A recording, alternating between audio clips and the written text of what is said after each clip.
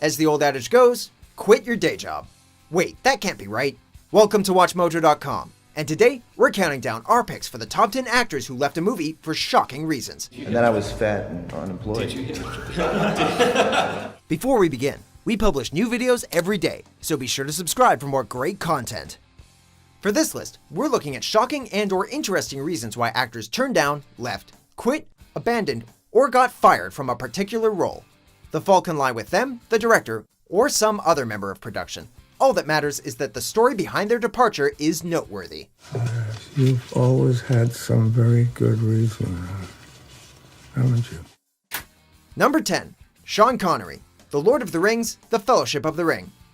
A staple on pretty much every list of actors who turned down iconic movie roles, Sean Connery's decision to turn down the role of Gandalf in the Lord of the Rings trilogy is a serious head-scratcher.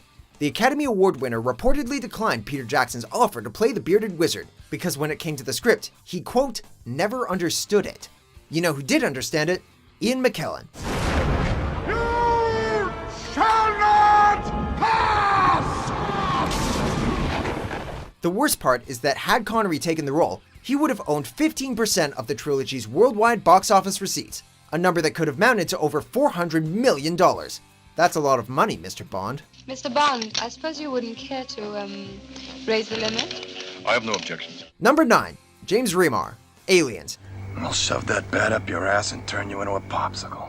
James Remar, best known for his portrayal of Ajax in the cult classic The Warriors, and for playing Dexter's father Harry Morgan on Dexter, was director James Cameron's first choice to play Corporal Dwayne Hicks in the sequel to 1979's Alien. However, a couple of weeks into production, he was replaced by Michael Biehn. Let's do it. For years, the reason for the change was chalked up to creative differences, but the truth turned out to be more shocking. Remar was dealing with a fairly serious drug problem when he was cast as Hicks, and was ultimately fired from the picture after being arrested for drug possession, although some shots of him remain in the film. We're some real pretty shit now, man! You finished? Number 8. Ed Skrein, Hellboy. It's okay. I encourage distractions. In the wake of whitewashing complaints, actor Ed Skrein, who you will recognize as the baddie from 2016's Deadpool, dropped out of the planned 2019 Hellboy reboot. Whitewashing is the infamous Hollywood practice that involves the casting of white actors in the roles of historically non-white characters. Skrein had been cast as Ben Daimio, who is described in the graphic novel the film is based upon as being of Japanese-American descent. Skrein's decision to leave the film was widely praised, and his replacement, Korean actor Daniel Dae Kim, lauded him for the move. Number 7. Ryan Gosling, The Lovely Bones. Lovely Bones. You were gonna do that one and then it didn't happen. Stay on the Ugly Bones way. In yet another instance of an actor being fired, only to claim he left over creative differences with the director, the truth behind Ryan Gosling's departure from The Lovely Bones is far more intriguing than what was originally reported. Gosling, who'd been cast in the role of Jack Salmon, which later went to Mark Wahlberg, showed up on set bearded and 60 pounds overweight, two physical transformations he had not discussed with director Peter Jackson. Jackson was understandably perturbed by the sudden change in the lead actor's appearance and fired him. Gosling would claim that he was too young for the part, but the truth, as it's been known to do, eventually came out. I was 150 pounds when he hired me, and I showed up on set 210 pounds. And we had a different idea of how the character should look, you know? Number 6. Kel O'Neill, There Will Be Blood. Stop crying, you sniveling ass. Stop your nonsense. There Will Be Blood is the story of a ruthless oil tycoon who clashes with a local pastor during Southern California's turn-of-the-century oil boom. Kel O'Neill had originally been cast in the role of the pastor, but left amidst reports that lead actor Daniel Day-Lewis's style was way too much for him to handle. Day-Lewis, of course, is notorious for staying in character regardless of whether or not the cameras are rolling. While both Day-Lewis and director Paul Thomas Anderson have denied these claims, it's not hard to imagine O'Neill being thrown off his game when he realized his co-star had decided to live as the man who relished berating the character he was portraying. I don't think you understand who the you're dealing with here. Okay, because I could make your job disappear like that. Number 5. Jean-Claude Van Damme, Predator. Before he was an internationally recognized action star, Jean-Claude Van Damme was just a young Belgian actor trying to make it in Hollywood. His career appeared to be heading in the right direction when he was cast as the titular bad guy in 1987's Predator. Unfortunately, JCVD didn't see eye to eye with director John McTiernan when it came to the character's costume, among other things.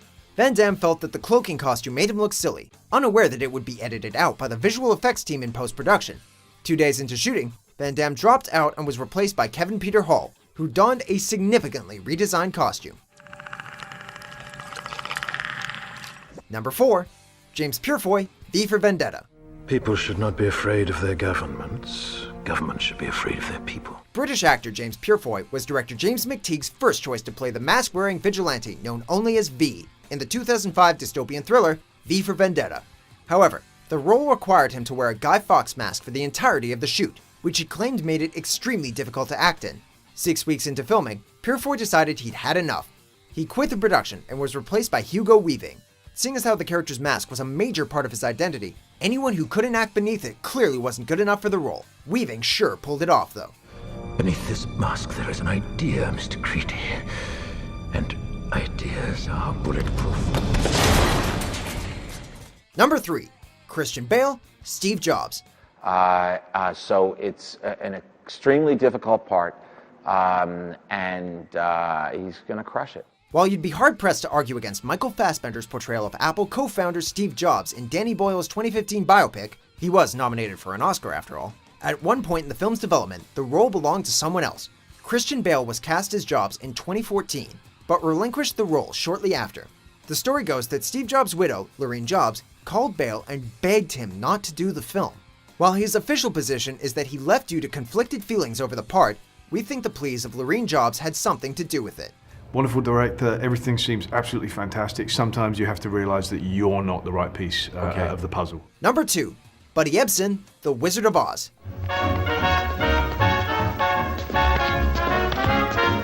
He probably didn't know it at the time, but when he was cast as the Scarecrow in 1939's The Wizard of Oz, Buddy Ebsen was on the verge of becoming part of film history.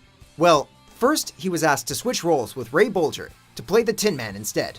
Then, unfortunately, just 10 days into shooting, Ebsen was gone.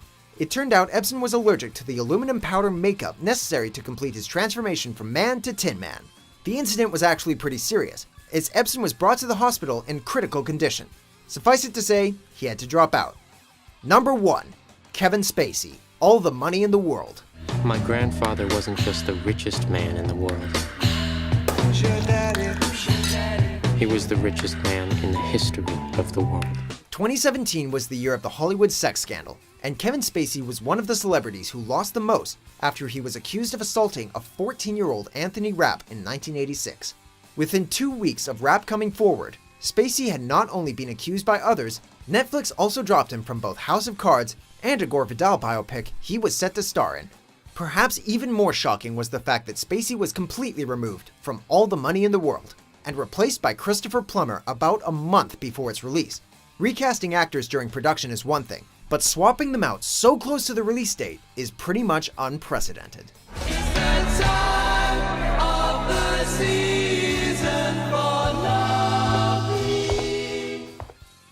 Do you agree with our picks? Check out these other great clips from Watch Mojo and subscribe for new videos every day.